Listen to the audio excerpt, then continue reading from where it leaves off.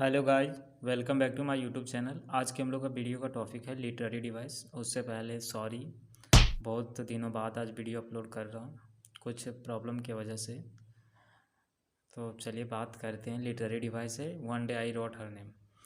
जैसे कोई पोएम का भी में कौन कौन से लिटरेरी डिवाइस यूज हुआ है, यही सब इस समय पढ़ना होता है लिटरेरी डिवाइस। तो आज हम लोग का जो पोएम है one day I wrote her name, जो उसको एडमंड स्पेंसर द्वारा लिखा गया था, इसी में कौन कौन से लिटरेरी डिवाइस यूज हुए, कहाँ यूज हुए, बस उसी के बारे में बात करेंगे। तो चलिए बात करते हैं इमेजरी।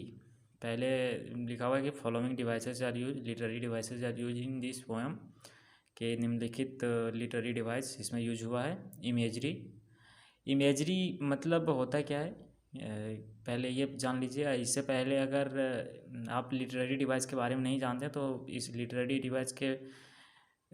डिवाइस पर मैं एक वीडियो अलग से बनाया हूँ, आप उस पर जाके विजिट कीजिए। मेरे चैनल मेरे वीडियो के डिस्क्रिप्शन में, इस वीडियो के डिस्क्रिप्शन में लिंक दिया हुआ है, आप वहाँ जाके लिटरेरी डिवाइस के बारे में सब पढ़ सकते हैं।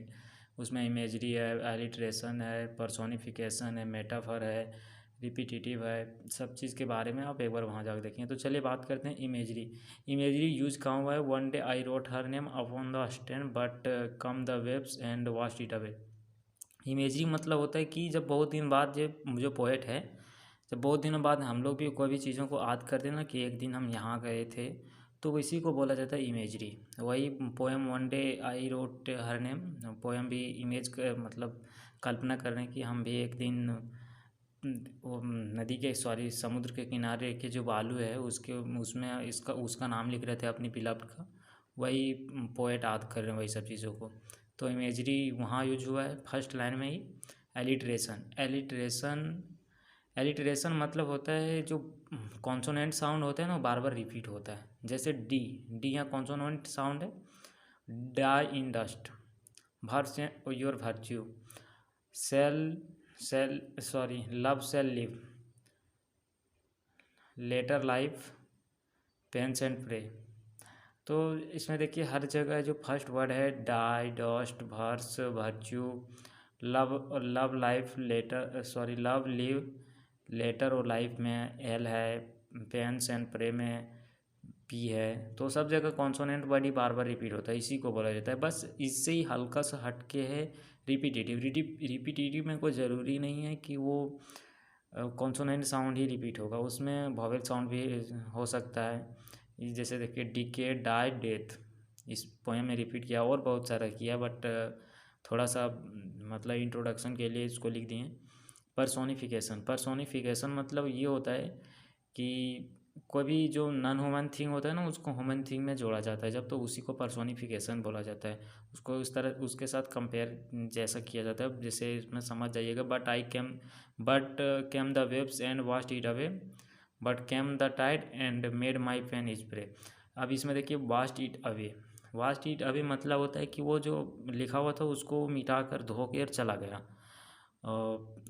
और इसमें इसका जो यूज किया गया है सिनोनिम्स की तरह, वो ये है कि made my pain seize prey, कि जो मेरा मेहनत है उसके ऊपर वो पानी फेर के चला गया, मेरा मेहनत को बर्बाद करके चला गया, डिस्ट्रॉय करके चला गया। तो ये तो नॉन ह्यूमन थिंग था, वास्ट इट अवे। इसको वेव है जो वो धो रहा था, बट इसमें माई फैन से जोड़ दिया। मेरा मतलब मेरा जो दुख दर्द है, हमको लिखने में जैसे कलम से लिखने में होता है ना, मेहनत लगता है तो हाथ भी दर्द करता है, तो वही वही इनडायरेक्टली बोला गया है कि उसके मेहनत के ऊपर वो पानी फेर के चल गया था। तो चलिए बात करते हैं। Spenser make use of several devices in sonnet 75। Spenser इसमें सोनेट 75 है जो one day I wrote her name upon the strand, उसमें बहुत सारे लिटरेरी डिवाइसों को यूज़ किया है। Some of main is imagery, alliteration, personification, repetition यहाँ तक है। तो ये सब जो मेन जो है लिटरेरी डिवाइस वो है। Alliteration is another interesting device, alliteration है एक और है interesting device, one that is involve with repetition, जिसको रिपीटेशन के तौर पे इन्वॉल्व किया गया है। For example pains and prey in the fourth line, जो चौथा पोएम का जो चौथा लाइन है उसमें पेंस हिज परे है यहाँ, सॉरी यहाँ एंड हो गया है। In the fourth line and verse and virtue in 11 line, जो 11th line. In the first line of the poem, the speaker introduced to extend metaphor that uses of image a wave washing away his writing on the beach। इसमें जो first line है speaker introduce करवाता है, कवि एक विस्तारित metaphor का परिचय देता है जो समुद्र के किनारे लिखने वाले जो राइटिंग है उसका राइटिंग उसको जो बहा के ले जाता है जो वेव, उसके बारे में बताता है। The first quatrain of this poem sonnet 75 depicts the lyrical voice attempt to immortalize this beloved one। अब इसमें द लिरिकल वॉइस जहाँ जहाँ यूज़ हुआ है ना वो पोएट के लिए यूज़ हुआ है, ठीक है। लिरिकल वॉइस मतलब होता है कि गाने के तौर पे जो लिखा जाता है पोएम में उसी को लिरिकल पोएम बोला जाता है।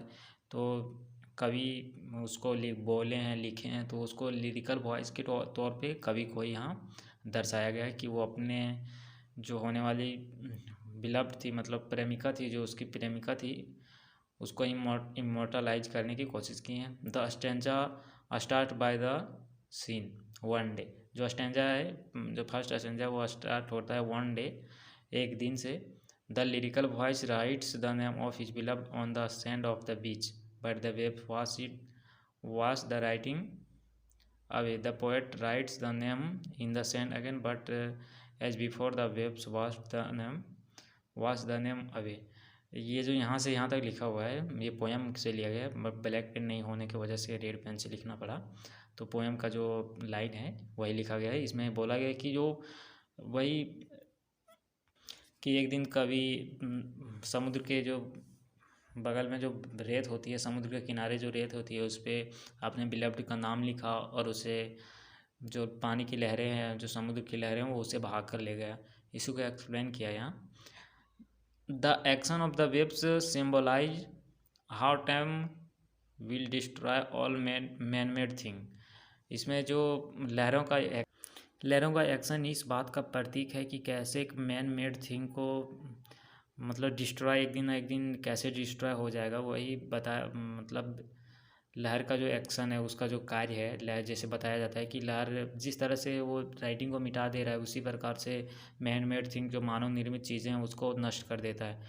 To emphasize this action the waves are personified as they washed it away and made my pains his prey. इसमें इसको ज़ोरदार बनाने के लिए कवि इस लाइन को ज़ोरदार बनाने के लिए वेव का जो एक्शन है, जो क्रिया है, उसको जोरदार बनाने के लिए उसको पर्सोनिफाइड किया है कि जैसे वो मिटा के चल गया, वास्ट इट अवे, वो उसे धो के चला गया।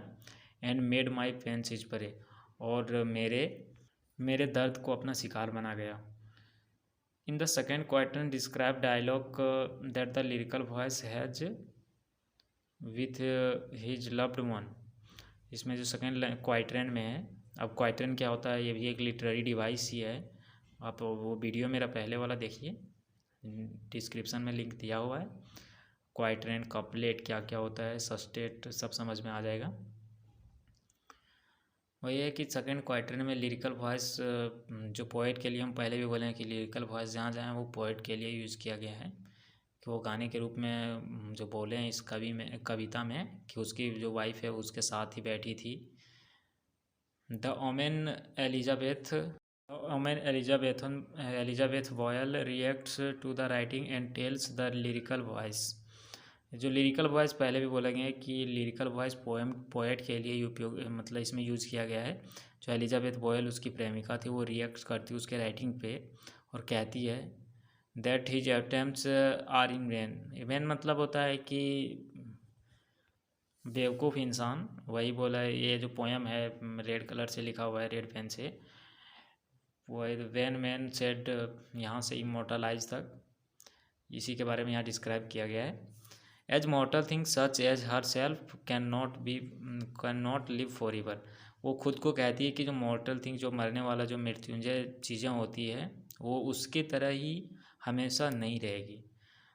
सी emphasise her mortal nature because she will also disappear. वो इस जो वाइक है वेर मैन जो लिखा हुआ है उसमें मतलब खुद को भी उसमें शामिल कर ली कि एक दिन नेचर जो भी मानव निर्मित चीज़ें हैं और नेचर है वो एक दिन जो जन्म लिया वो मरेगा, ये हम भी डिसअपेयर होंगे, उसको मैं खुद भी इसमें शामिल किए she will also disappear like the word in the sand, जो रेत पे लिखा हुआ था वर्ड है उसी की तरह वो भी डिसअपेयर हो जाएगी।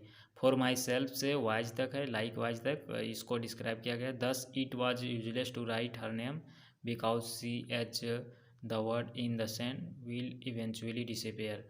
वो कहती है कि ये यूजलेस मतलब क्या है कि यानी उपयोगी चीज़ है, जो इसमें आप लिख रहे हैं वो बताते हो उस पोएम को, स्पेंसर को, कि आप जो इसमें लिख रहे हैं वो एक यूजलेस चीज़ है, क्योंकि ये एक मतलब यूनिवर्सल ट्रूथ है कि जो आया इस दुनिया में वो एक दिन ना एक दिन वो चली जाएगा, मरेगा ही। The third stanza presents the lyrical voice response to what his beloved one said in the stanza said. वो थर्ड स्टैंजा में उसकी जो पत्नी है लिरिकल वॉइस की, मतलब पोएम की, पोएट की, वो रिस्पॉन्स करती है to what his beloved one said, और उसकी जो प्रेमिका वो कहती है in this stanza there is a volta turn and tone of sonnet 75। और यहाँ वो अपने बातों को चेंज करती है और बोलती है the lyrical voice tells the women, और जो पोएट है लिरिकल वॉइस पोएट के लिए यूज़ किया गया है, वो कहते हैं the baser thing will disappear but she will also live on. कि वो कहते हैं कि ना कि जो मृत्युंजय चीज़ें होती है, जो मरने वाली चीज़ें होती है, वो तो डिसअपेयर होंगे लेकिन तू हमेशा के लिए जिएगी। अब यहाँ से यहाँ तक not so I quite say life fame तक है।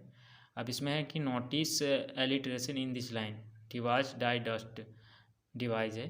अब इसमें इस लाइन में कहाँ कहाँ यूज हुआ है देखिए, डिवाइस है, डस्ट, डाई है, डस्ट है। यही हम बोले पहले थे कि एलिट्रेशन जो क्या बोलते हैं इसको, बहुत कॉन्सोनेंट साउंड से शुरू होता है, तो यहाँ यूज हुआ है एलिट्रेशन। अब इसी तरह से माई वर्स से योर ग्लोरियस नेम तक, अब यहाँ भी इसी तरह से यूज हुआ है भार्स योर भार्चू, ये भी यहाँ एलिट्रेशन ही यूज हुआ है। आगे देखिए इसमें by immortalising his beloved one the poet puts her on ये हेवनली स्पेस, वो जो पोएट है उसको स्वर्ग में जगह दे के वो अपनी होने वाली प्रेमिका को रखना चाहते थे, उसके ग्लोरियस नाम को। Now the alliteration is made with V sound use हुआ है, verse and virtue, and in the previous line D sound, और उसके पहले लाइन में जैसे यहाँ हम बोले ना कि डाई डस्ट और डिवाइस, ये यूज हुआ है। उसके बाद है in the final couplet of sonnet 75। Couplet, अब कपलेट के बारे में जैसे दो लाइन का बोला जाता है उसको कपलेट ही बोला जाता है, दो लाइन के स्टैंजा को। अब कपलेट जो लिटरेरी डिवाइस है, आप उसका वीडियो देखिए, हम बार बार बोल दें तो ये समझ में आएगा। कपलेट, सस्टेट, क्वाइट्रेन, ऑक्टेव, ये सब क्या होता है उसमें। अब इसमें है कि वेयर वेंस डेथ से यहाँ से रिन्यू तक जो पोएम है स्टैंजा है वो लिखा गया है, इसको यहाँ डिस्क्राइब किया गया कि इसमें कहाँ कहाँ लिटरेरी डिवाइस यूज हुआ है। There is a alliteration in the first line with ये डब्ल्यू साउंड, इसमें देखिए डब्ल्यू साउंड से एलिट्रेशन यूज हुआ था, कहाँ कहाँ मतलब इसको लिखा गया है। In the first line where vainness and world, देखिए सब जगह डब्ल्यू से स्टार्ट हुआ, and with an L sound से हुआ था। इसमें हुआ है लव से live, love live letter and life, ये यहाँ यूज हुआ है love live letter and life. This device make the sonnet claim and pleasant to ear, ये जो डिवाइसेस इसमें यूज होता है ना तो सुनने में बहुत ही अच्छा लगता है।